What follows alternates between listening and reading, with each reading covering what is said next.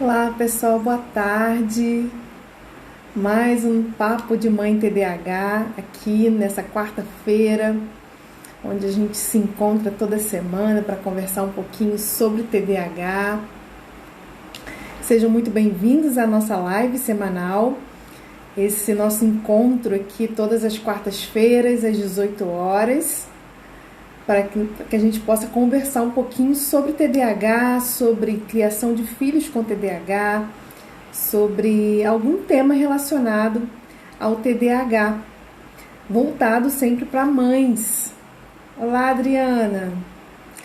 E hoje o tema é o tema mais pedido pelas mães, pelas mães que eu conheço aí que têm filhos com TDAH, é um dos temas mais pedidos, porque é um assunto que realmente mobiliza muitas famílias, desgasta muitas famílias. Então a gente precisa falar sobre isso, né? A gente vai falar hoje sobre o TDAH associado ao TOD, que é o transtorno opositivo desafiador. E a gente vai falar sobre isso, e por esse tema ser um tema tão complexo, um tema tão importante, né, e pedido aí, é um tema que as mães precisam muito ouvir, aprender, conversar sobre, que eu decidi fazer essa live dividida em 2 dias. Então a gente vai começar hoje, falar sobre o TOD, a gente vai falar principalmente sobre as características do TOD, sobre essa parte mais de comportamento, a gente vai falar sobre a relação do TOD com o TDAH, qual é o perfil comportamental das crianças que têm o TOD e o que isso influencia no TDAH, quando a criança também tem o TDAH. E na semana que vem, no final da semana, no sábado, às 18 horas também, nós vamos fazer a outra live, a live de continuação, né? A live onde a gente vai fazer aí o fechamento com as orientações para a escola e para a família. Então a gente vai falar sobre abordagem escolar e a gente vai falar sobre o manejo parental de crianças e adolescentes com TDAH e TOD. Então a live realmente ela vai se desdobrar porque ela é um assunto muito, muito complexo, né? E exige bastante da gente conversar. E a gente então vai começar falando sobre essa parte inicial, né, da caracterização, do que é o TOD, quais são as principais características, para que você que tenha um filho que ainda não tem o diagnóstico, possa começar a identificar alguns sinais e levar essa sua suspeita, né, levar essa sua dúvida para que o neurologista do seu filho, o médico, né, pode ser o psiquiatra, o neurologista do seu filho, possa avaliar se associado ao TDAH, seu filho também não tem aí um TOD, né? E um outro objetivo é você também que é mãe, né? Tanto de crianças com TDAH que não tem o diagnóstico do TOD, ou aquelas que já têm o diagnóstico do TOD, para que vocês consigam fazer um rastreio aí, identificar se realmente essas características estão presentes no seu filho. Porque, infelizmente, né, a gente percebe ainda alguns diagnósticos equivocados, tanto do TDAH, mas também do TOD. Né? Eu vejo, às vezes eu recebo crianças com diagnóstico de TOD, quando você vai fazer, né, ali a avaliação com a criança, você percebe que na verdade não é o TOD. Às vezes é um TDAH que não foi bem tratado, que ainda não está tratado. Às vezes é uma questão de uma depressão associada, que os sintomas de depressão acabam gerando irritação na criança e, consequentemente, as pessoas acabam confundindo com o TOD. Isso pode acontecer. E também uma outra questão que é a falta de rotina, né? Uma estrutura familiar não tão organizada, uma rotina em casa não tão estabelecida, organizada, explícita, que acaba gerando uma comunicação também, né, dos pais com os filhos, que acaba gerando alguns atritos, algumas dificuldades no dia a dia que podem ser confundidas também com o TOD, ok? Então a gente vai falar sobre isso hoje. Ó, o pessoal está entrando aqui, sejam muito bem-vindos. Eu estou só fazendo aqui uma fala inicial enquanto as pessoas estão sendo notificadas pelo Instagram e estão entrando. Então, a nossa live sobre TDAH e TOD, que é o transtorno positivo desafiador, a gente vai dividir em duas partes. A primeira a gente vai fazer hoje, e a gente vai fazer toda a caracterização do que é o TOD, principais sintomas, principais características, como você pode identificar isso no seu filho, né? Que relação tem o TOD com o TDAH, como é que é o tratamento que a gente deve oferecer para a criança quando ela tem o TOD, quando ela tem o TOD e TDAH junto. E no sábado, às 18 horas, nós vamos dar continuidade a essa live, falando sobre a abordagem escolar e o manejo parental. Então a gente vai falar sobre escola e família, como a escola e a família pode lidar com criança e adolescente com TDAH e TOD, principalmente focado na questão da organização da rotina e também da comunicação, ok? Boa tarde, Daniele, tudo bem? Seja bem-vinda. Então, para a gente não enrolar muito, eu gosto sempre de começar no horário, faço sempre esse iniciozinho para as pessoas irem entrando, mas a gente começa logo por conta do horário, né? A gente sabe que a hora voa e quando a gente vai ver já passou uma hora, enfim. E eu quero começar primeiro já falando o seguinte, que o TDAH, quando a criança tem o TDAH, ela tem um risco muito maior de ter associado ao seu TDAH outros transtornos. Então é muito comum a criança com TDAH ter outros transtornos associados, que a gente chama de comorbidades, né? Comorbidades são outras condições orgânicas, né? Outras condições, seja um transtorno, seja uma doença, enfim, seja uma síndrome, alguma outra condição médica associada ao TDAH. Isso é uma comorbidade. E durante todo o mês de março, nós vamos falar sobre as principais comorbidades associadas ao TDAH. Então, hoje a gente vai falar sobre TOD e vamos terminar de falar sobre isso no sábado. Na próxima quarta-feira, nós vamos falar sobre transtornos de aprendizagem e aí a gente vai abordar a dislexia, a descalculia, a disgrafia e a desortografia. Na outra semana nós vamos falar sobre depressão, TDAH e depressão, depois vamos falar sobre TDAH e ansiedade. E no final, na última semana, na última quarta-feira de março, nós vamos falar sobre TDAH e algumas outras comorbidades que são comuns no TDAH, como por exemplo, transtornos relacionados a distúrbios do sono, por exemplo, obesidade, dor de cabeça, tics, né, que são aqueles movimentos repetitivos e voluntários que a criança acaba fazendo. Então a gente vai falar um pouquinho dessas outras comorbidades que estão associadas ao TDAH também. Então durante todo o mês de março a gente vai abordar essas questões porque é muito comum, assim, muito difícil a gente encontrar uma criança que só tem o TDAH puro, né? É mais comum que ela tenha o TDAH e alguma outra condição médica associada, que pode ser um transtorno ou pode ser uma outra questão. E o TOD é um dos transtornos psiquiátricos mais comuns no TDAH.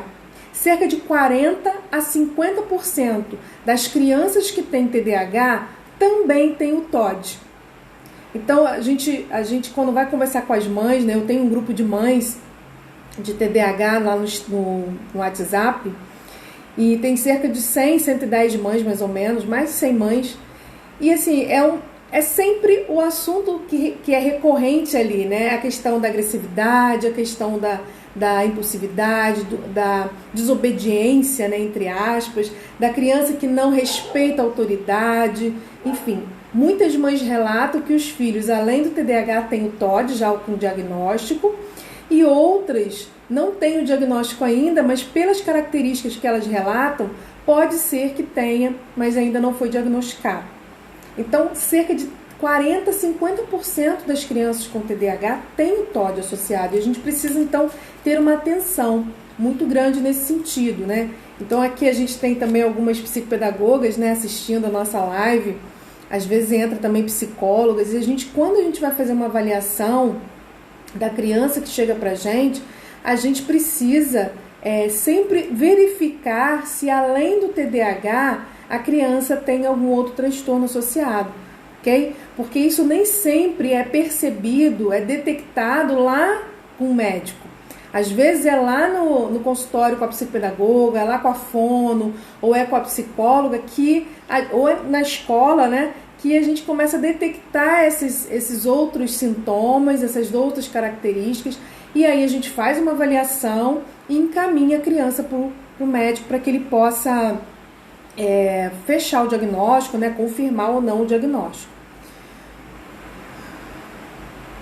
Olha, o Daniel está falando aqui, dificuldade com desobediência e com combinados ele nunca cumpre.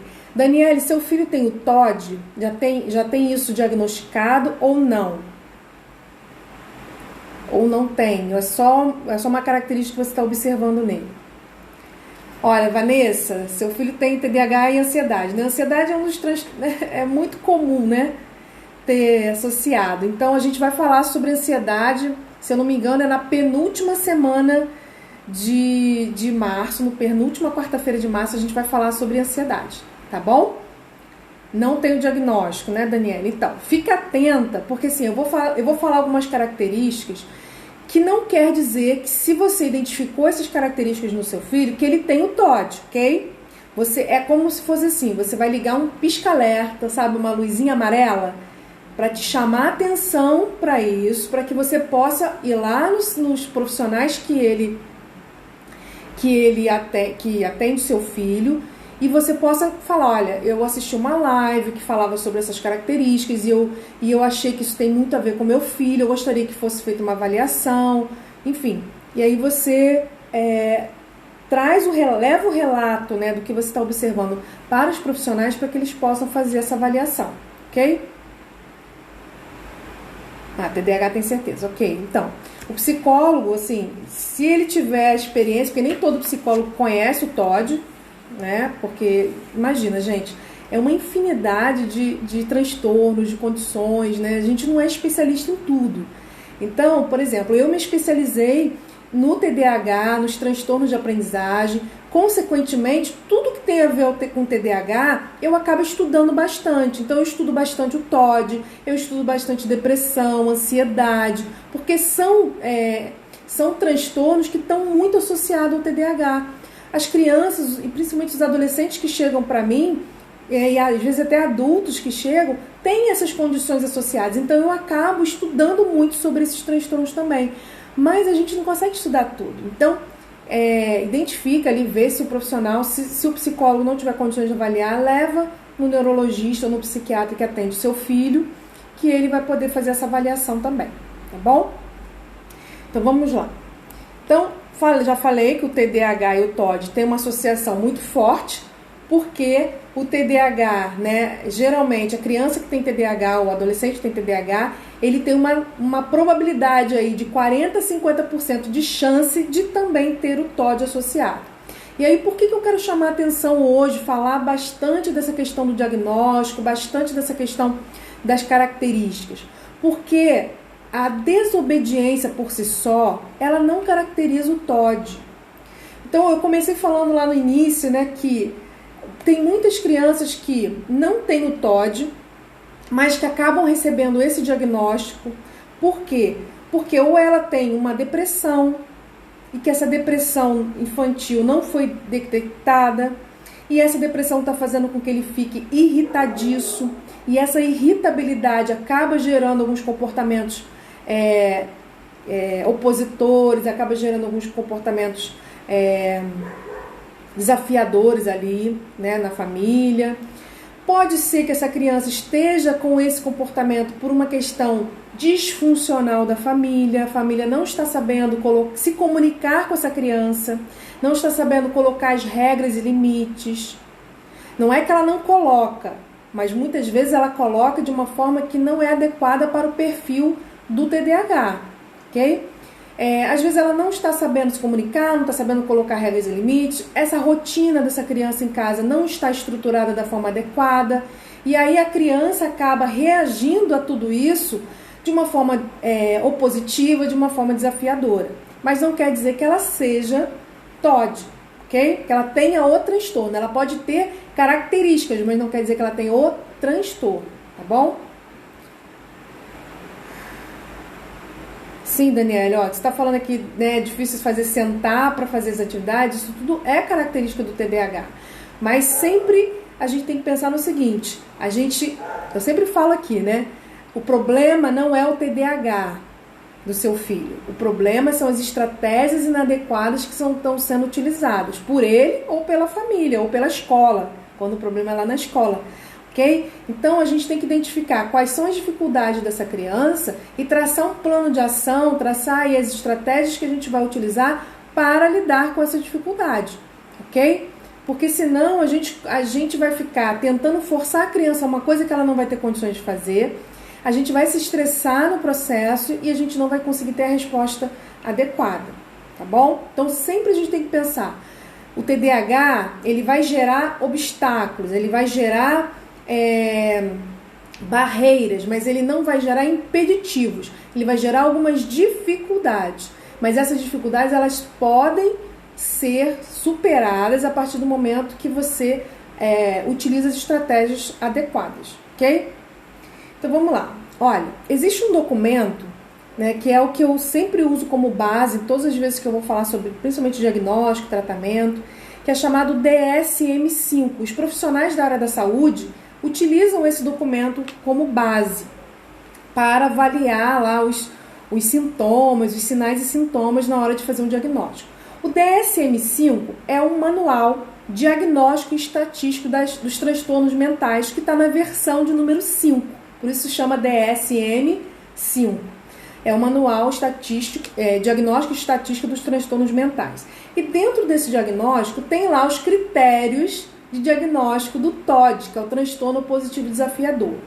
E dentro desses critérios, a gente precisa primeiro ter atenção pelo seguinte, para que a gente considere uma criança, né, com o transtorno, com o TOD, a gente precisa observar aqueles comportamentos, aqueles sinais, aqueles sintomas ocorrendo num nível acima do esperado para aquela idade. Então, o nível que o sintoma de oposição e o sintoma de desafiador dessa criança tem que estar no nível acima daquele esperado que a idade poderia ter, que uma criança naquela idade poderia ter. Então é um nível mais alto, ok? Então não é qualquer desafio, não é qualquer desobediência, não é qualquer oposição. É um nível, sempre a gente fala que é um nível acima do esperado. E a gente tem que observar esses sintomas, esses sinais, com pelo menos, no mínimo, 6 meses de ocorrência seguida. Então, a gente vai, sempre quando a gente vai fazer, né, a pesquisa com a família, a gente vai identificar quais são os sintomas, quais são os sinais que estão ocorrendo em pelo menos 6 meses, ok? Se você começou a observar esses sinais, esses sintomas agora, isso não vai gerar um diagnóstico de TOD, ou pelo menos não deveria, porque esses sinais e sintomas têm que estar presentes aí pelo menos por 6 meses, ok? Se estender pelo menos por 6 meses. E esses sinais e sintomas devem trazer prejuízos na vida dessa criança ou desse adolescente, prejuízos sociais, prejuízos afetivos, prejuízos nos ambientes acadêmicos. Oi, Renata, seja bem-vinda. Então, além desses sinais e sintomas aparecerem por mais de 6 meses, estarem no nível acima do esperado, ele também tem que trazer prejuízos sociais, afetivos ou acadêmicos para aquela criança, ok? Então a gente vai sempre analisar os sinais e sintomas tendo essa perspectiva, ok? Então vamos lá. Lembrando, pessoal, que eu sempre faço, depois que a gente termina a live, nos dias que seguem, né, depois da live, eu sempre faço os resumos da live nos posts aqui no meu Instagram. Então, se você perdeu alguma coisa, né, a live vai ficar gravada para que você possa assistir novamente, mas você também pode depois recorrer aos posts que eu vou colocar aqui no Instagram, já estão até todos prontos para começar a entrar amanhã de manhã, para que vocês possam ali de uma forma mais rápida, mais objetiva, mais direta, ter todas essas informações que eu estou dando aqui. Tá? Então não perca, acompanhe sempre as postagens, porque depois das lives eu sempre coloco os resumos, tá bom? De uma forma mais organizada, mais objetiva, para que vocês tenham isso. Então, pensando nisso que eu falei, existem 3 grandes eixos que a gente avalia na hora de fazer o diagnóstico do TOD. A gente avalia um padrão de humor raivoso e irritável. Eu vou falar um pouquinho mais sobre isso, tá? Tô só citando para vocês terem uma noção que não é só simplesmente a criança desobediente, não é só simplesmente a criança que responde a mãe toda hora, não é só simplesmente a criança que enfrenta o pai, não é só isso. Existem outras características associadas. Então a gente tem o eixo do padrão de humor raivoso e irritável. Dentro desse eixo existem várias características que a gente vai avaliar na criança, né? A gente faz como se fosse um checklist. A criança tem isso, a gente vai marcando o que ela tem e o que ela não tem dentro desse eixo aqui. Então, humor raivoso e irritável, aquela criança muito irritadiça, que qualquer coisa ela explode, qualquer coisa ela se irrita, ela, sabe, tá sempre de mau humor, tá sempre irritada, tá sempre reclamando, tá sempre com raiva das coisas e do mundo. Segundo eixo, comportamento questionador desafiante. Então, dentro desse eixo, comportamento questionador desafiante, a gente vai avaliar vários itens também, ok? E o terceiro eixo, que é a índole vingativa. Sendo que essa índole vingativa, ela não necessariamente está presente em todas as crianças que têm TOD, ok? Ela pode estar ou não presente, mas é uma característica muito forte também do TOD, que é ter uma tendência a se vingar daquilo que ela não concorda, daquilo que ela se sente injustiçada, daquilo que ela se sente prejudicada, ok? Dentro desse eixo da índole vingativa, a gente também tem lá vários itens, né, que a gente vai avaliando, vários comportamentos para identificar. Oi, pastor Ricardo, seja bem-vindo. Ai, que bom o senhor aqui. Tô batendo, meu Deus. Tô batendo não, pastor. Eu tô aqui mostrando para as mães, né, que, assim, muitas vezes a gente fica muito irritado, né? A gente fica muito estressado, a família fica muito estressada com o comportamento da criança. E isso é natural, é fato, né? Ficar irritado e às vezes até a mãe fica até com raiva do filho por conta do comportamento dele, principalmente o comportamento positivo, desafiador. Mas a gente precisa entender que se isso faz parte de um transtorno, a gente tem que aprender a lidar com isso. E a gente tem que entender que a criança também sofre com isso. Ela também está em processo de sofrimento, porque ela não faz isso porque ela quer, ela faz isso porque ela tem um transtorno que faz com que ela reaja ao mundo dessa forma. Então ela está sempre na defensiva com o mundo. Ela sempre acha que o mundo está, de certa forma, contra ela e que ela que está certa e o mundo está errado. Então ela acaba reagindo o tempo todo. E isso é muito desgastante e isso é muito cansativo, né? Então vamos lá. Então esses 3 eixos são os eixos que a gente investiga lá na hora de fazer o diagnóstico. E dentro de cada eixo existem vários comportamentos que a gente vai ali junto com a família identificando para ver se essa criança realmente tem características do TOD, ok?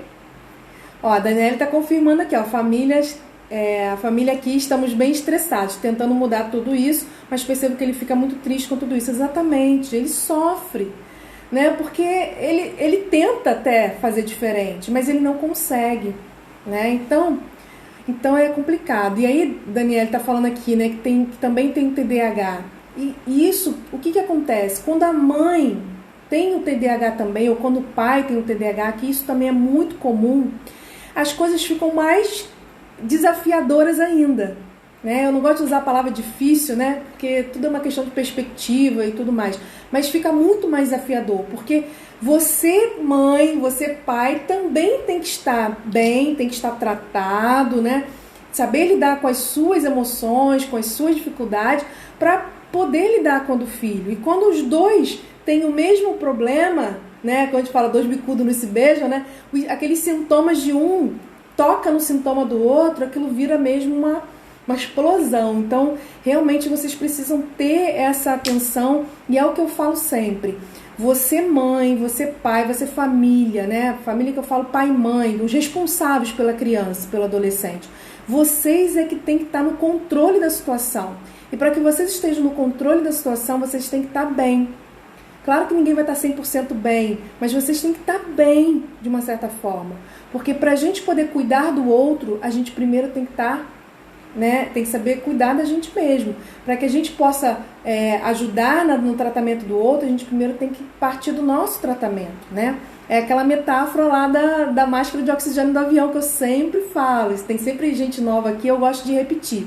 Qual é a instrução lá que a comissária de bordo dá na hora que o avião vai levantar voo, né? Ela vai dando algumas instruções e ela fala, ó, se tiver algum problema, alguma turbulência, alguma coisa, máscara de oxigênio vão cair. E qual é a orientação que ela dá? Primeiro coloca a máscara em você, para que você fique bem, e depois você coloca a máscara no outro para que o outro fique bem, para que você possa ajudar o outro. Então, na criação de filhos, a mesma coisa. Você pai, você mãe tem que estar bem para que você possa cuidar do seu filho, ok? Então, vamos lá. Então, entenderam os 3 eixos, entenderam que dentro de cada eixo existem vários subníveis, vários comportamentos. Eu não vou ficar falando aqui todos eles, porque não são vários, a gente ia se desgastar e não ia ajudar muito, ok? Mas quando a gente vai fazer esse diagnóstico, né, a gente leva em consideração esses critérios. E, claro, se tem uma persistência de mais 6 meses, se o nível dos sintomas é alto e tudo mais, ok?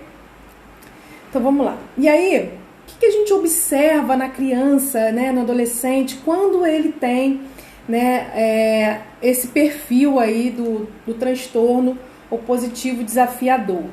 A gente percebe sintomas opositivos, a gente percebe reações desafiadoras, a gente percebe essa índole vingativa que eu falei dos 3 eixos, mas desdobrando isso, né, traduzindo isso em comportamentos, é aquela criança que tem, sabe aquela criança que é um pavio curto? Só que assim, gente, nenhum desses sintomas, nenhuma dessas características a gente avalia de forma isolada, ok? A gente sempre avalia o comportamento da criança dentro do contexto que ele está aparecendo, tá bom? Então assim, a criança tem pavio curto, tá, ok, mas a gente vai identificar em que momentos, o que gera isso, a gente vai identificar em que contextos, pra gente saber se isso é uma característica dela, interna, ou se isso é uma reação a uma estrutura, a uma questão ambiental, tá bom? Então a gente vê um conjunto de comportamentos. Crianças que têm pavio curto, têm um humor desregulado. É muito comum a criança adolescente com TOD ter associado a ele o transtorno bipolar, que é aquela oscilação de humor, né? Porque ele já tem na sua base lá um humor desregulado. Uma reatividade excessiva, sabe aquela criança que está sempre reativa, sempre na defensiva, sempre com o pé atrás. É uma criança, um adolescente que sempre quer ter razão e ele acha que ele sempre tem razão e que os outros é que estão errados. Os outros sempre estão errados porque do ponto de vista dele, ele sempre tem razão. Ele acha que o nível de autoridade que ele tem enquanto filho é o mesmo do pai e da mãe. Ele não entende essa hierarquia, que pai e mãe têm uma autoridade que é diferente do que o filho tem.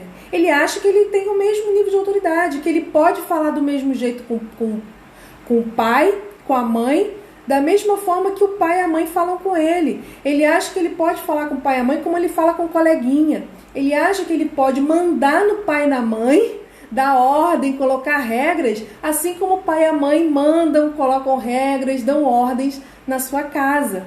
Então, ele não é que ele inverte esse papel, ele realmente acha que ele tem o mesmo direito. Só não tem os mesmos deveres. Ele acha que ele não tem os mesmos deveres, mas ele acha que ele tem o mesmo direito, que ele tem a mesma autoridade.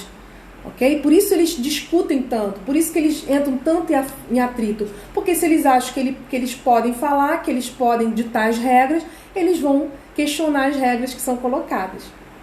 Ok?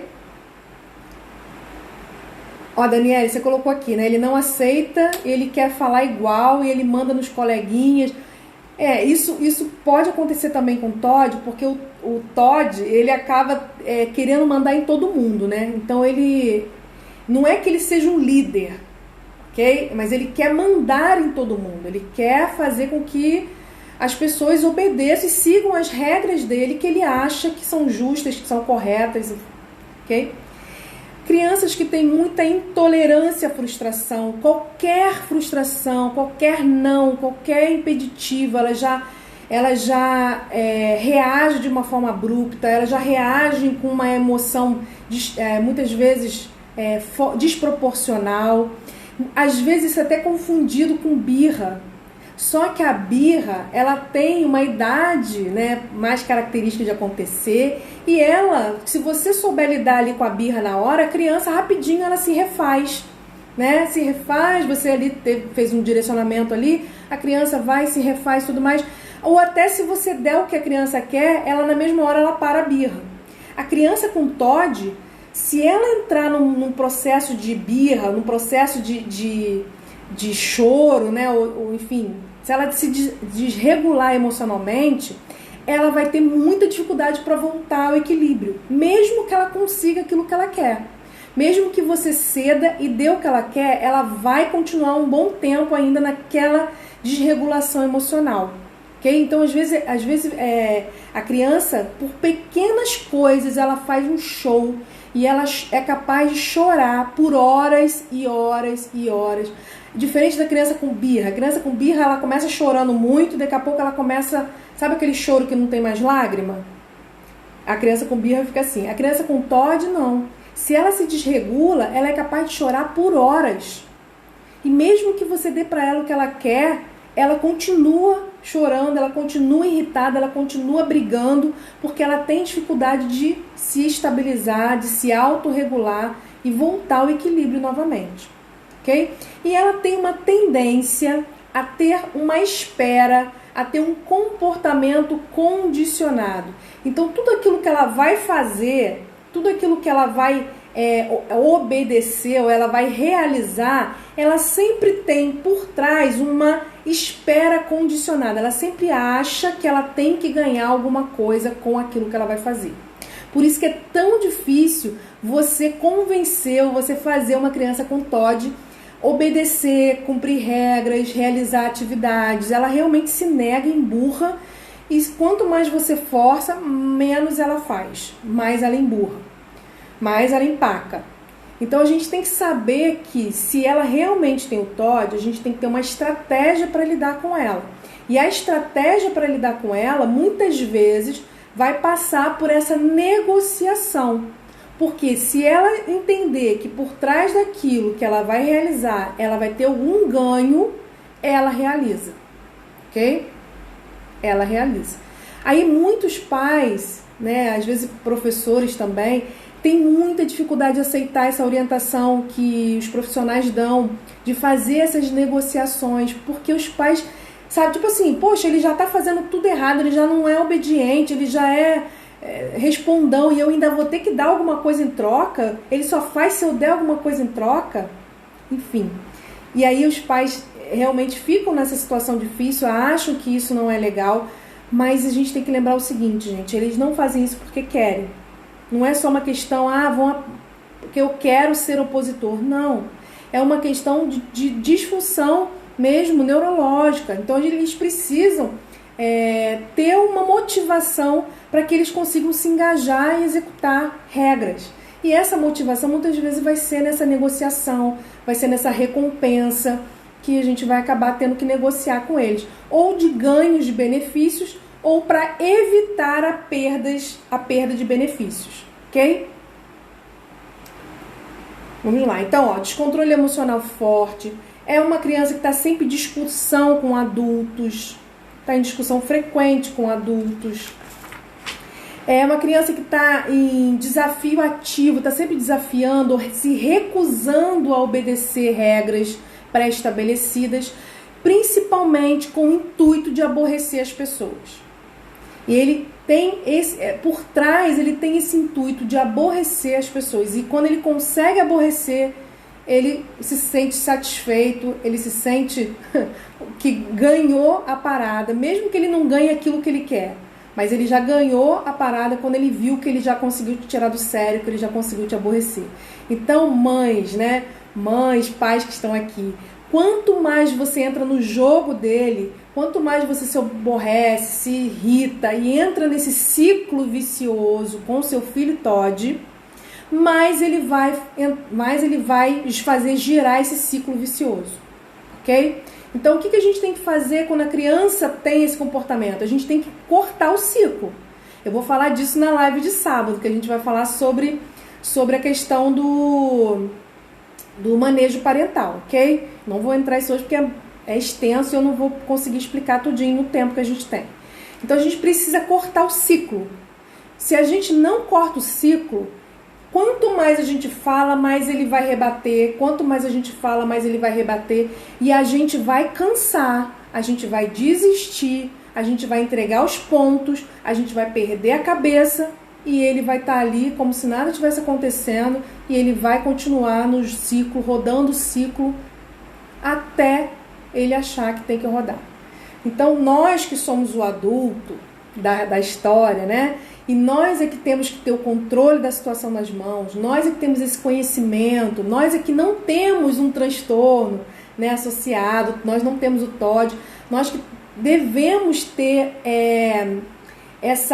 esse papel, exercer esse papel de cortar esse ciclo, para que esse ciclo, que a gente chama de ciclo da vingança, né, ele não fique rodando direto. E a mãe e o pai, né, principalmente a mãe, que a mãe tem uma tendência maior de fazer esse ciclo rodar, porque a mãe ela fica muito mais na falação, né? Fala muito, o pai ele vai logo e fala e age, mesmo que seja uma ação inadequada, mas ele vai e age. E a mãe tem uma tendência a falar mais, até ela chegar a agir, ela já falou muito. E isso acaba fazendo esse ciclo ficar girando muito mais tempo, desgastando muito mais. E aí o que acontece? No final ela desiste, entrega os pontos e a criança ganha, e isso reforça esse comportamento para que da próxima vez ela continue fazendo do mesmo jeito, ok? E aí eu vou mostrar aqui para vocês, deixa eu só abrir aqui que eu vou abrir na tela do meu computador, a gente chama de acróstico, né? O que é um acróstico? É quando a gente pega uma palavra e a gente pega cada letra da palavra e a gente forma uma frase que explique, né, aquela palavra. E para a gente poder entender melhor as características do TOD, as principais características, o comportamento do TOD, eu vou colocar aqui um acróstico para que vocês vejam e vocês não esqueçam mais. Ok? E eu vou botar esse acróstico depois no meu feed. Esse acróstico foi criado pelo Dr. Clay Britz, que é do Instituto Neurosaber. Não sei se vocês conhecem, se vocês não conhecem, depois vocês acompanhem esse perfil, que é muito bom, fala bastante sobre TDAH, fala sobre TOD também. E ele criou esse acróstico que eu vou mostrar para vocês para explicar os principais sintomas. Daniele, tenho dica sim. Eu tenho uma live.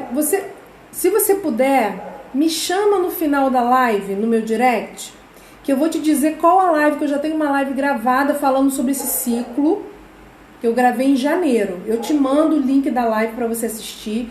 E no sábado agora, nós vamos dar continuidade a esse tema do TOD, e eu vou também explicar de novo no sábado, ok?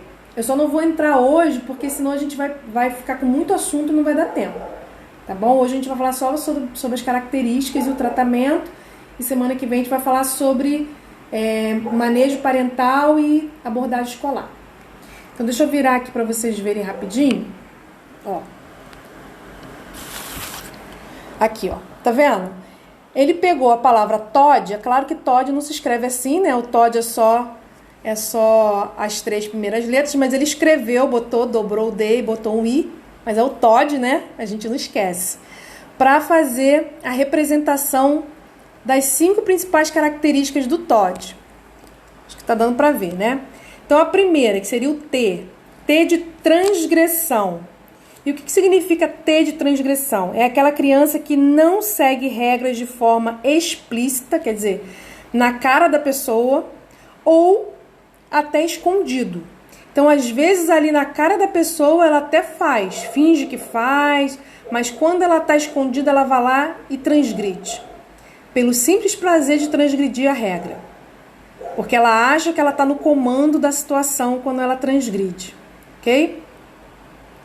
A letra O, de oposição, é uma tendência a ser do contra. Então, se a gente fala que quer comer pizza, ela cisma que quer hambúrguer. Se a gente fala que quer hambúrguer, ela cisma que quer comer pizza.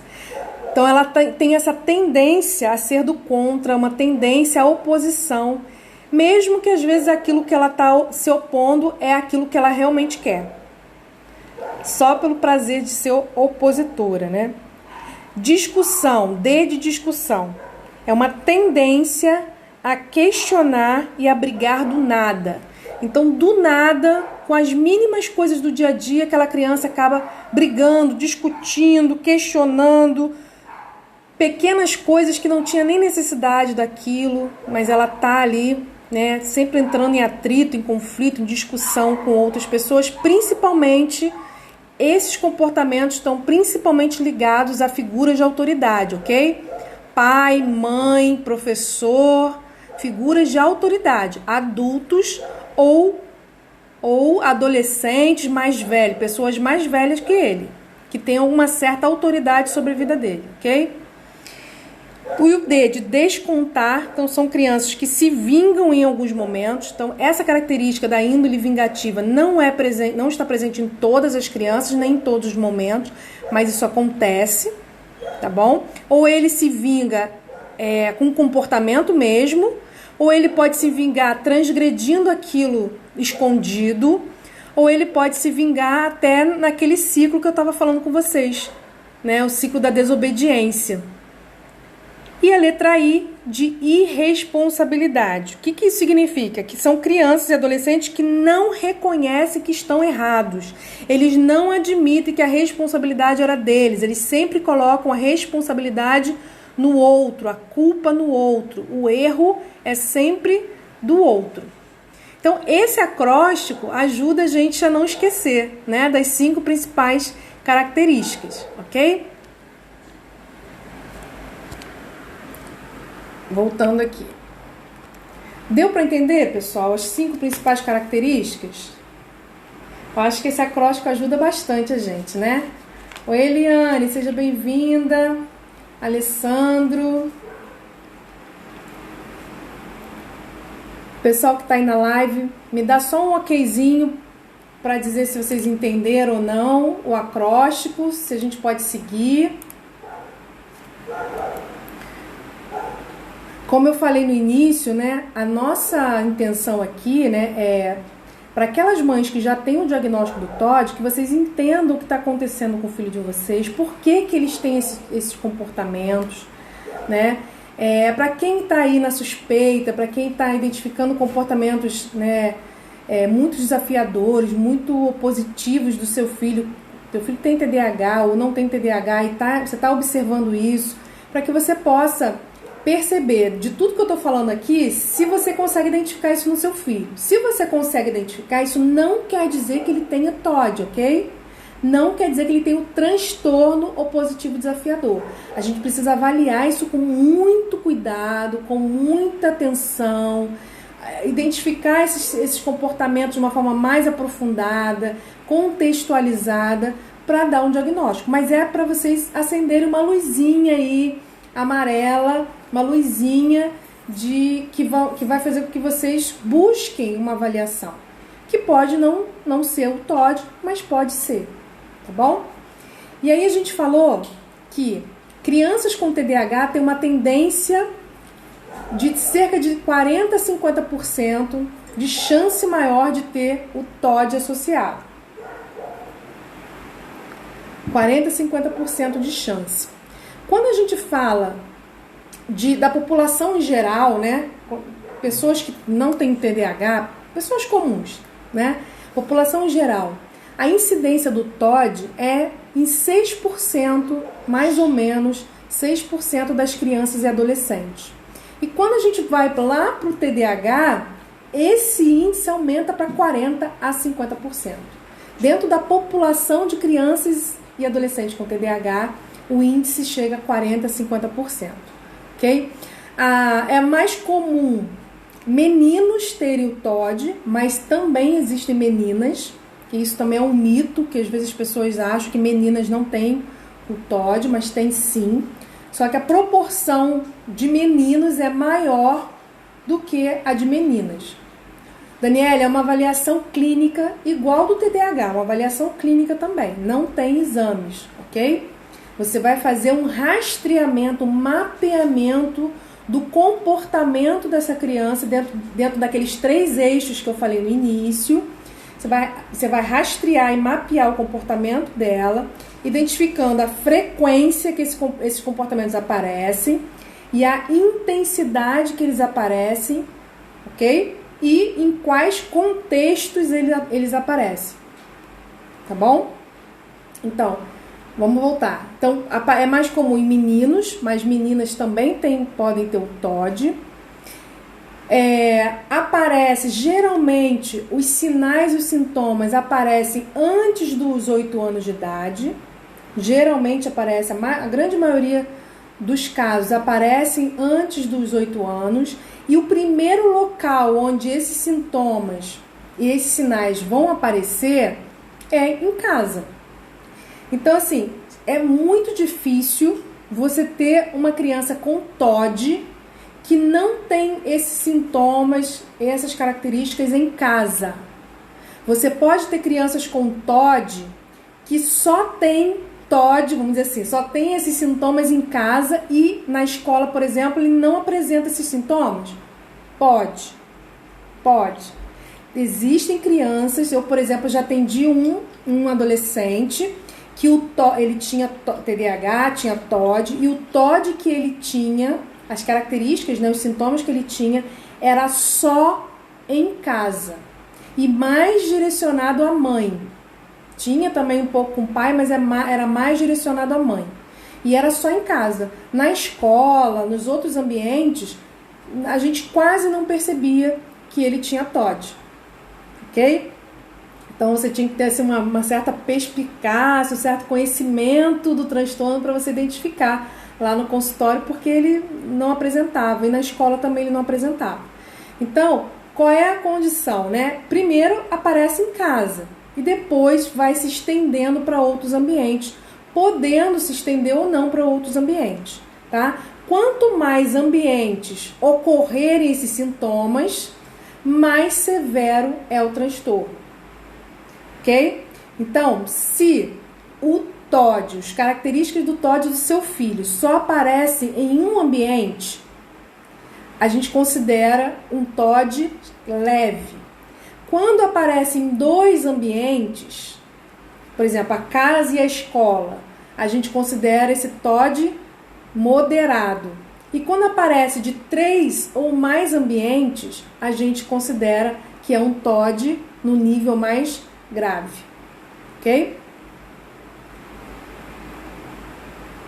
Ó, a Daniele, né? Aprendendo aqui, ele fica comigo, é absurdo como ele reage comigo. Com o pai, ele é mais tranquilo. Isso acontece, tá, Daniele? Agora a gente precisa entender, assim, como eu falei, né? A forma como a mãe... Eu não estou falando que a mãe está certa, a mãe está errada, o pai está certo, está errado. Não estou falando isso. Mas a forma como a mãe lida com o filho é diferente da forma como o pai lida. Geralmente, o pai é mais de ação e a mãe é mais de falar. Ela demora mais para agir, ela fala mais do que age. Ok? E quando a gente fala de crianças com TDAH e quando a gente fala de crianças com TOD, a gente tem que agir mais do que falar. Porque quanto mais a gente fala, mais eles vão contra-argumentar, mais eles vão... Entendeu? Então a gente tem que agir mais do que falar. Por isso que muitas vezes com o pai, eles acabam obedecendo porque o pai age mais do que fala. Ok? Agora, também a gente precisa avaliar que tipo de ação é essa, porque às vezes a ação do pai é mais agressiva, né, mais autoritária. Não tô questionando isso aqui, eu não estou avaliando se ele está certo ou está errado na ação dele. Eu estou dizendo que a tendência mais de conversar, de falar e agir menos da mãe acaba gerando isso, ok? E outra coisa, as mães, elas acabam ficando mais incumbidas em casa de estruturar as regras e cobrar as regras. O pai geralmente entra quando as coisas não estão caminhando, quando as coisas já estão perdendo o ritmo, não é isso? Então é a mãe que manda tomar banho, é a mãe que manda comer, é a mãe que manda estudar, é a mãe que diz que é hora de dormir. O pai até faz isso, mas geralmente isso fica a cargo da mãe. Então, se essas regras, né, e a cobrança das regras fica a cargo da mãe, é claro que essa criança vai entrar muito mais em atrito com essa mãe. Porque é ela que está ali delegando, né? Ela que está ali cobrando cumprimento de regras que as crianças com TDAH têm dificuldade de cumprir. Tá bom? Então vamos lá. Já estamos... E aí, gente, o que gera o TOD, né? A gente já falou que o TDAH é um transtorno que é de origem neurobiológica, né? Então tem uma questão biológica. O pai conversa muito mais, então assim, você precisa entender, vamos né, entender qual é a estratégia de conversa dele, porque às vezes a comunicação que o pai está tendo com o filho é a comunicação adequada, porque se você utiliza a comunicação adequada, a resposta tende a melhorar, ok? Mas o que eu estou falando aqui, Daniele, não é só de conversar, tá? Não é aquela situação de você chamar a criança, conversar, explicar, não é isso. É na hora de aplicar uma regra ou de cobrar uma regra, você ficar muito no, sabe, naquele blá, blá, blá, blá, blá, blá, blá, blá, blá. É disso que eu tô falando. Não é de você conversar, é de você na hora de cobrar, na hora de você colocar uma regra, na hora de você cobrar essa regra, você cobrar um comportamento, você ficar falando muito, explicando muito e argumentando muito e falando como se fosse, sabe, ficar falando no ouvido da criança, a criança já não aguenta mais ouvir aquilo. É nesse sentido que eu estou dizendo, tá bom? Mas a gente vai falar disso semana que vem, quando a gente falar de... Semana que vem não, sábado, quando a gente falar sobre comunicação, tá bom? Então vamos lá, é como se fosse aquele papagaio de pirata, né, que fica aqui no ombro só, tchuc, tchuc, tchuc, tchuc, tchuc, tchuc. E aí, quais são os fatores que desencadeiam o TOD, né? O TDAH a gente sabe que é de origem genética, predominantemente genética, e que o ambiente pode agravar, né, ou minimizar os sintomas. Mas a origem é genética. A gente já falou isso. No TOD, a gente precisa ficar mais atento com a questão ambiental. Por quê?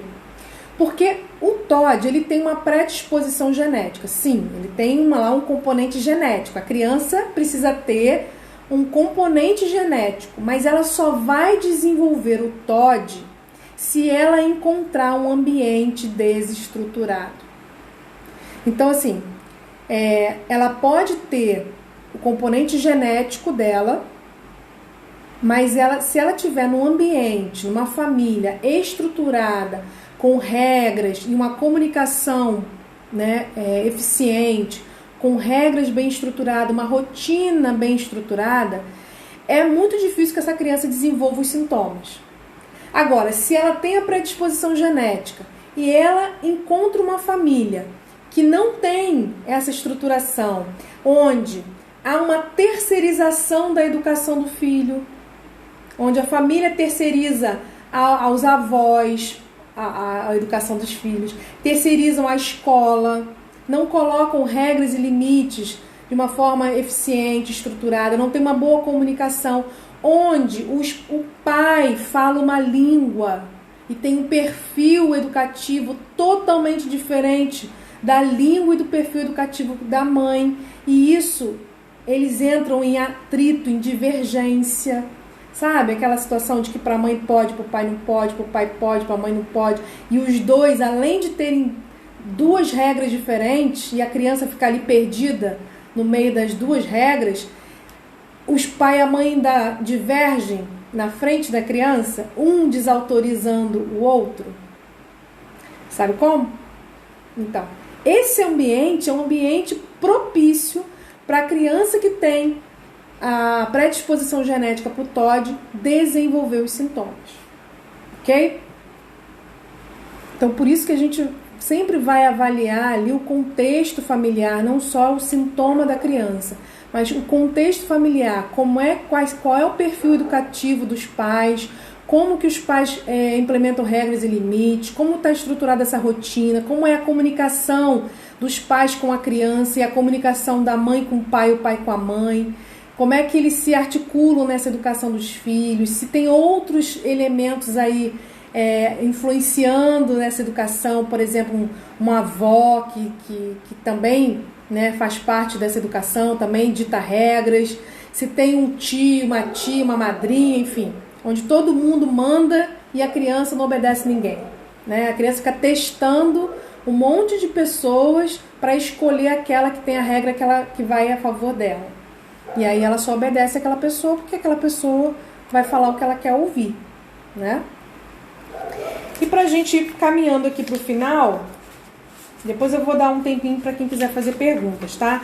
Eu vou falar sobre o tratamento. Então eu já falei do diagnóstico, falei dos sinais e sintomas, falei como a gente faz esse mapeamento, o que a gente leva em consideração, né? E eu vou falar aqui para vocês como que a gente faz o tratamento. O tratamento do TOD, ele é um tratamento multidisciplinar e ele tem que envolver, para ter sucesso, ele tem que envolver 3 eixos. 3 eixos, que a gente chama de tripé do tratamento, né? Primeiro eixo é o eixo medicamentoso. A maioria, não são todas, mas a maioria das crianças que tem TOD, que tem transtorno positivo desafiador, vai precisar tomar medicação para auxiliar no controle da raiva e na autorregulação da agressividade e da oposição. A medicação vai ajudar essa criança a se autorregular, a controlar as suas explosões de raiva e a se autorregular quando ela tiver algum problema, ela conseguir voltar ao equilíbrio com mais facilidade, com mais rapidez. E ao mesmo tempo diminuir essa questão da oposição. Então existem várias medicações, eu não vou falar aqui de medicação, que nem cabe, eu nem sou médica, né? Mas existem algumas medicações que são utilizadas para isso. Quando a criança tem o TDAH e o TOD junto, o que os médicos avaliam para decidir qual é a medicação? Se a criança tem os sintomas do TDAH muito forte e também tem um sintoma do TOD muito forte, o médico pode dar a medicação para o TDAH e a medicação para o TOD, as duas medicações juntas.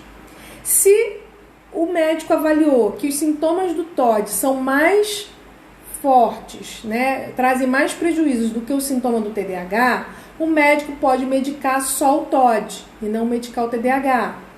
Ou ao contrário, se os sintomas do TDAH forem mais fortes do que do TOD, o médico pode medicar o TDAH e não medicar o TOD. Ok? Então, tudo isso a gente vai partir da avaliação do médico.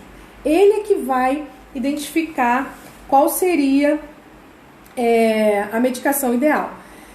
Ô Ellen, Carla, né? Ih, tem um monte de nome. É Ellen, Carla, Flávia. Não sei qual é o seu nome, mas enfim.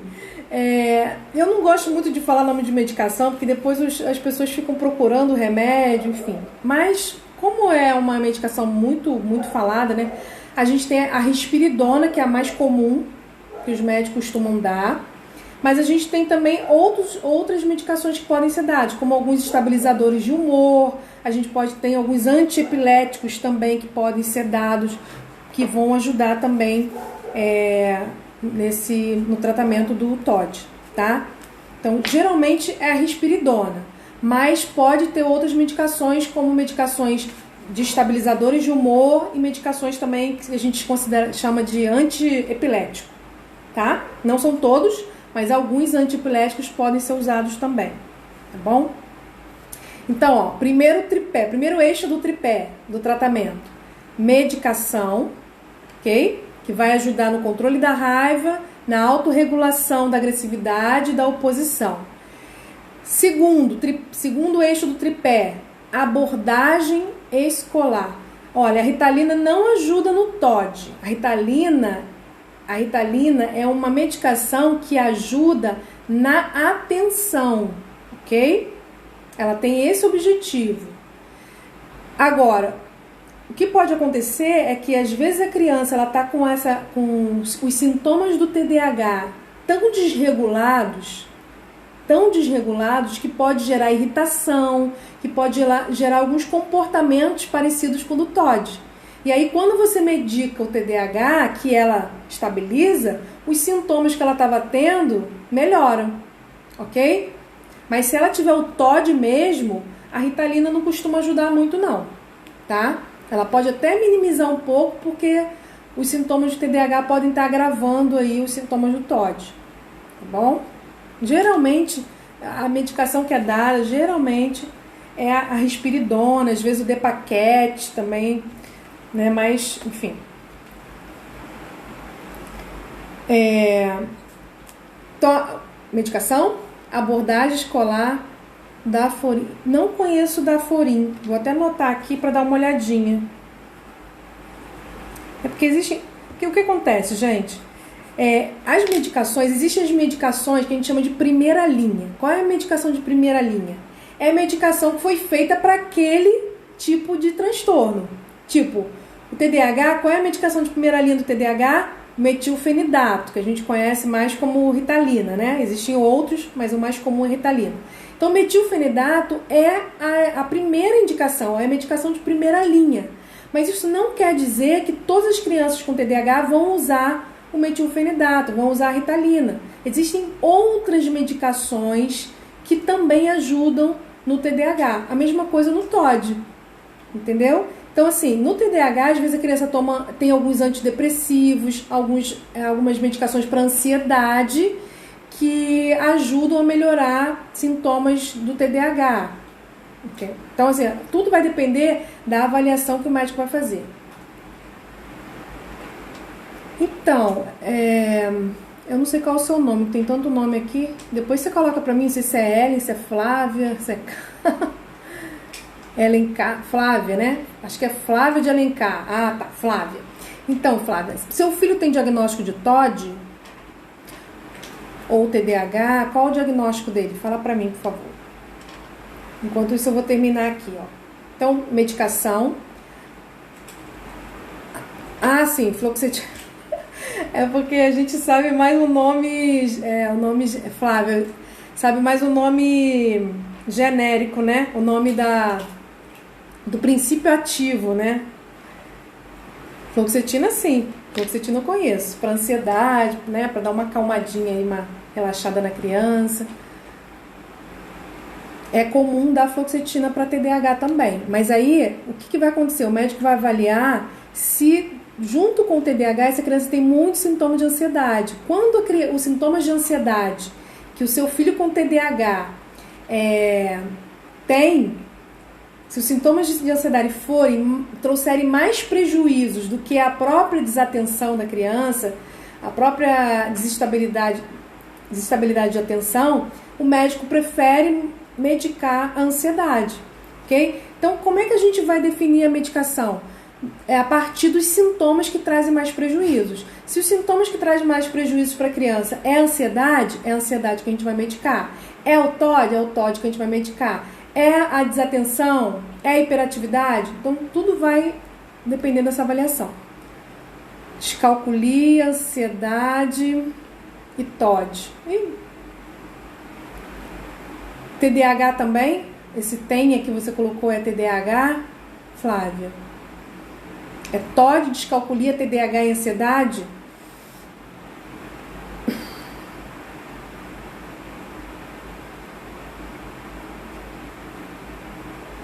Porque a gente tem que avaliar o que traz mais prejuízo, né? O que é mais forte, na verdade, é o que traz mais prejuízo. A gente vai ter uma live sobre descalculia na quarta-feira que vem e vamos ter uma live sobre ansiedade na penúltima semana do mês. E aí a gente vai entender qual é a diferença de ansiedade e transtorno de ansiedade, tá? As crianças com TDAH têm muita ansiedade, mas nem sempre tem o transtorno de ansiedade, ok? Isso, TDAH, descalculia, TOD, ansiedade, costuma vir tudo junto, né? E hoje, dia 3 de março, é o Dia Internacional da Descalculia, né?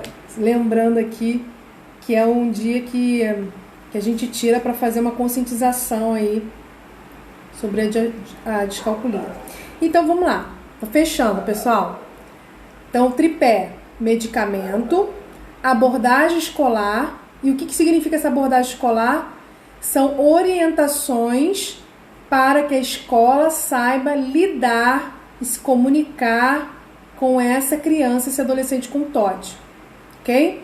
E aí a gente vai falar sobre isso no sábado, na nossa live de sábado, às 18 horas. Tá bom? E o terceiro eixo do tripé, que é a terapia de manejo comportamental. O que é a terapia de manejo comportamental? É uma terapia feita por um psicólogo, né? Esse psicólogo, geralmente quem faz esse tipo de terapia é o psicólogo que trabalha com a TCC, que é a terapia cognitivo-comportamental. E dentro dessa terapia de manejo parental, o terapeuta, né, o psicólogo, vai ajudar a família, a família e a criança, porque tem os atendimentos à criança e tem os atendimentos à família, a buscar redução de conflitos, melhorar a funcionalidade da família, a trabalhar com essa criança no controle da raiva, né? Vai trabalhar ensinando a família a criação de métodos de recompensa, a alterações funcionais na rotina, a utilização de estratégias de comunicação mais eficientes. Então, essa terapia de manejo parental vai focar na funcionalidade da família, e que é o eixo mais importante do tratamento. Mais importante. Sem trabalhar a família, não conseguimos uma boa evolução no tratamento do TOD. Principal eixo do tratamento é trabalhar a família. Vai trabalhar a criança? Vai. Vai orientar a escola? Vai. Vai medicar a criança? Vai. Mas o principal é o manejo parental, que é trabalhar com a família, como essa família vai lidar e vai se comunicar e vai se estruturar em termos de rotina familiar para lidar com essa criança.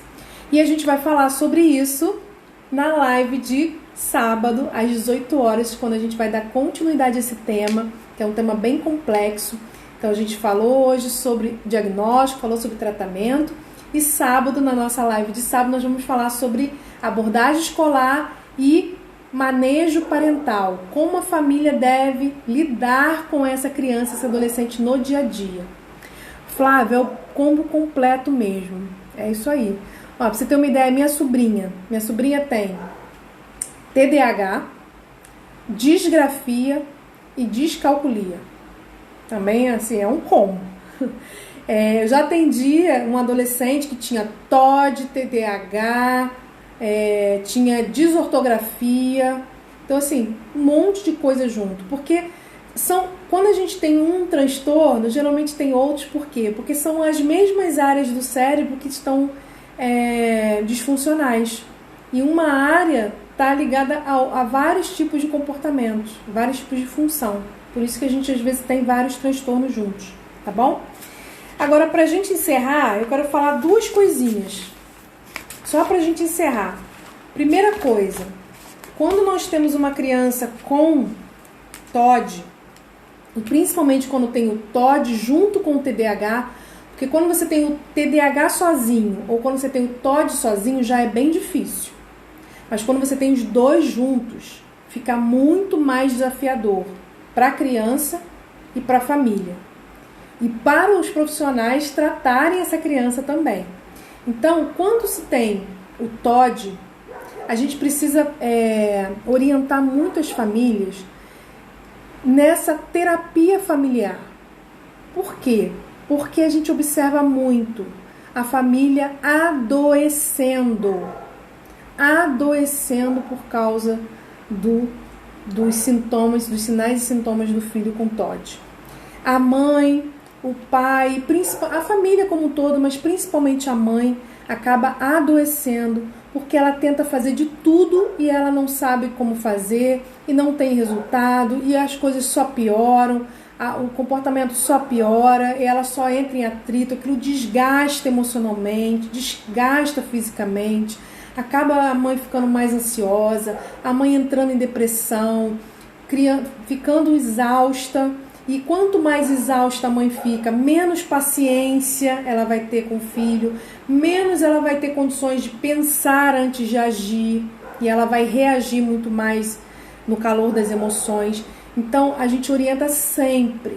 Se você tem uma criança com TOD em casa e está encontrando essas dificuldades, você vai buscar o tratamento para o seu filho? Sim, que é importante, mas busque também esse tratamento para a família, né? Essa terapia familiar. Se não puder ser uma terapia de família, que pelo menos você, mãe, né, que está aí, vai estar lidando diretamente com o seu filho, que você busque também esse acompanhamento para que você tenha uma saúde mental para lidar com esses desafios que vão aí persistir durante um bom tempo e que, claro, você vai aprender a lidar com isso, pode minimizar bastante com o tratamento, mas que não vão desaparecer.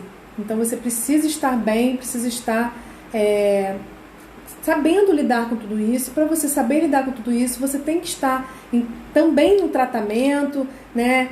E de preferência uma terapia que vai poder te ensinar a como você vai lidar com as suas emoções, se autorregular emocionalmente e também entender e lidar com o seu filho no dia a dia, ok? Tá tendo muita dificuldade de conteúdo escolar, né? Porque acaba refletindo. E agora com as crianças ficando muito mais em casa, né? Fazendo um ensino remoto, a família e, né, principalmente a mãe, além de todas aquelas regras, todas aquelas cobranças que ela já tinha que fazer, né, no dia a dia, ela ainda tem agora que cobrar que a criança assista a aula online, que ela participe, que ela preste atenção, que ela faça o dever, enfim. Então, assim, aquilo que antes era dividido com a escola, que a escola ficava durante um período, né, dele cobrando essas regras lá na escola, e aí a mãe dava um respiro, agora foi a mãe e a família também vão ter que cobrar essas regras, né, que antes ficavam como a escola cobrando. Então a mãe que vai ter que cobrar o filho sentar para assistir aula online, que vai ter que ficar até o final, que não vai ficar desligando câmera, que não vai ficar fazendo outra coisa na hora, enfim. E aí o desgaste aumenta muito mais, porque quanto mais regra se cobra, mais oposição a criança acaba fazendo, né? Então a gente precisa realmente estruturar essa rotina e cobrar essas regras dentro dessa rotina de forma que você crie um método de recompensa, uma negociação com essa criança para que ele cumpra aquilo que ele tem que cumprir, né, ganhando alguns benefícios por isso ou deixando de perder alguns benefícios. A gente pode jogar com as duas vertentes, tá bom? E para encerrar, a última coisa que eu ia falar essa semana a gente vai, até o final da semana, abrir as vagas para a minha mentoria de mães de crianças com TDAH. Então, eu estou falando aqui já desde janeiro, né, que a gente está estruturando a nossa mentoria, mês de fevereiro todo. A gente organizou tudo para começar agora em março. Então, até o final da semana vai estar disponibilizado aqui. Eu vou colocar nos meus stories, né, a liberação do link para inscrição. Colocar no meu feed também, explicando tudo direitinho como vai funcionar, o tempo de duração, valores, enfim, tudo que a gente vai trabalhar durante esses 3 meses de mentoria, para que você, mãe de TDAH, possa ter um apoio, né, no caso, meu apoio, durante 3 meses, para implementar todas essas orientações que eu tenho trazido aqui para vocês durante todo esse ano, durante o ano passado e durante todo o ano de 2021. Porque você tenha alguém junto com você, caminhando junto. Eu vou te ajudar a identificar os principais problemas aí que a gente tem que emergencialmente trabalhar, te ajudar a traçar um plano de ação e acompanhar a execução desse plano de ação durante 3 meses, para que você possa implementar essas ações com um apoio diário e semanal também, né, que a gente vai ter encontros semanais de mentoria, mas também vamos ter ali o nosso grupo, que diariamente você vai poder colocar as suas dúvidas. Então, diariamente você ter alguém ali que possa te orientar na implantação e implementação dessas estratégias, ok? Então, fica ligado que até o final de semana, hoje é quarta-feira, até sexta-feira no máximo, eu vou liberar o link de inscrição. E o link de inscrição a gente vai ficar aí por um período curto de tempo, porque a mentoria ela não pode ter muitas pessoas, porque senão eu não consigo dar atenção para vocês aí no acompanhamento da implantação, da criação e da execução do plano de ação. Então eu tenho que criar um grupo de mentoria pequeno para que eu possa dar atenção. Por isso as vagas elas são reduzidas, ok? Então quero agradecer a todos que estão aqui. Lembrando que toda quarta-feira nós temos nossa live semanal, nosso Papo de Mãe TDAH, às 18 horas. Durante o mês de março nós vamos falar sobre as comorbidades, as principais comorbidades que estão associadas ao TDAH. E, excepcionalmente, essa semana nós vamos fazer outra live no sábado, às 18 horas, dando continuidade ao tema do TOD, falando sobre a questão escolar e também a questão familiar. Ok? Obrigada a todos pela presença. Gratidão. E não esqueçam depois de compartilhar essa live com uma mãe que você conhece aí, que está enfrentando alguma dificuldade com o filho, com alguma criança que está aí com alguns comportamentos que a família não estão sabendo lidar direito. Então, compartilhe essa live com essa mãe para que ela possa entender o que está acontecendo e, se for o caso, buscar aí ajuda para um diagnóstico e até um tratamento, tá bom? Um beijo a todas, tchau e até sábado às 18 horas.